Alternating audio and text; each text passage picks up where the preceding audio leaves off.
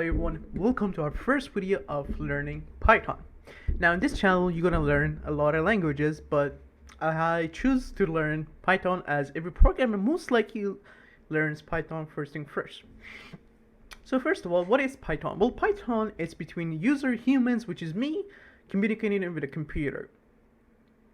And that's how our computer actually understands. Now, besides all of that good stuff, you might ask yourself, well, how am I going to get Python? Well, first thing first is if you want the easiest way, you can go online, Python terminal. There we go. And this is pretty good, but I don't like this. This is the best one, in my opinion. Online Python terminal beta. This is the best, absolute best one.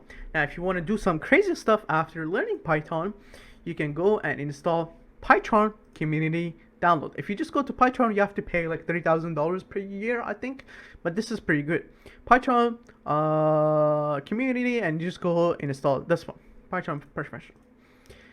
Also, what you can do is go install Visual Studio, this one right here, and you can go and download it for whichever operating system you're running. Now, Visual Studio, it's okay. It's not okay for Python. I'd rather do it in Python, but if you're trying to become a programmer, basically Studio is so much better, because right now, for example, I was doing some SQL earlier, and I was doing it with the help of Studio, and it has a ton of language selection that you can choose, and you can still add into it, so it's not a bad option, and there's a shop that you can add more stuff into it, which is good. But whatever language you choose to go with, open it up. But in this, I'm gonna go with Python. So the first ever command that every programmer is gonna learn, and you're gonna learn today, it's gonna be print. And I'm gonna say print hello world. Now, what does print do? Basically, print, it just prints. So for example, whatever you put in here, there's no example. Whatever you put in here is gonna give it to our output. Oh, one thing that I forget. This is our input. It's kind of obvious. Whatever you put in here, it's going to take it out and put it on output. So input, output, input, output. Now sometimes there's a command called input, and we're going to learn it actually today as well. What it does, it takes from your input, sends it back to your see, even I get confused. It takes it from your output, sends it back to your input, then gets it from the input and takes it back to our output. And we're gonna learn about it today, so don't worry about it. So like I said, the first command that we're gonna learn, it's gonna be print. Now with print, you can just put basically let's say, and this is what I mean by humans need to actually understand. So if I just put whatever without putting the proper command, is going to give you an error. And don't be scared of error. You're going to get that a lot. So now let's say you want to make a Christmas tree. Oh my god, I've never been good at this, but let's try anyway. So let's go print again. See, even I spell print, but the easiest way to do this, do not do this. The reason I do this is for sake of time. Whatever, you can draw a beautiful picture that you want. And right now, the reason this doesn't work is because I forgot equal the comma thing. That's why I forgot. There we go. So basically, whatever you can draw, you can do this. Go ahead, practice it a few times, but in my opinion, I don't want to spend too much time. I want to move on. So let's go to our second thing. We're going to learn about variables. So what's variables? So let's say you want to add a number. So you're gonna go no, actually, you know what? You want to add a number. So we're gonna go say num1 and equals. You just made your first variable, and you're gonna be using this in Python hell a lot, almost every time. So I'm gonna say, and you can put anything you want. You can basically just say number1, and in here I'm gonna say basically 20. Now I know that number1. See, now it shows. It also shows as a v, meaning variable. So I'm going to say, I know that number1 equals number1, but what's number1 plus 2? And then in here, I'm going to say, after saying that, in here, I'm going to say print number1. And if I run this, it should give me 22. So let me just explain what I did. So basically, what I did is said I made a variable named number 1. Easy, that was easy, right? And I said our number 1, I want it to be 20. Now inside of that 20, I know that number 1 equals number 1, but what's number 1 plus 2? So what's 20 plus 2? That's basically what you said. But in here, when you said print, you basically said print does the equals and also gives you the answer. So that's what print did in this section. In this section, plus 2 was here, and in this section, 20 was here. So it wasn't too hard, right? Do it a few times. Now, let's say you have two numbers that you want to add up. Not this way. You kind of want to do it faster, right? So let's do this. So I'm going to say num1 equals 20. Now in here, I'm going to say num2 equals 20. Now in here, I'm going to say what's 20 plus 20? So in here, I'm going to say 20 plus 20. If I run this right now, it's going to give us 40. What you can actually do, you can do times it 2.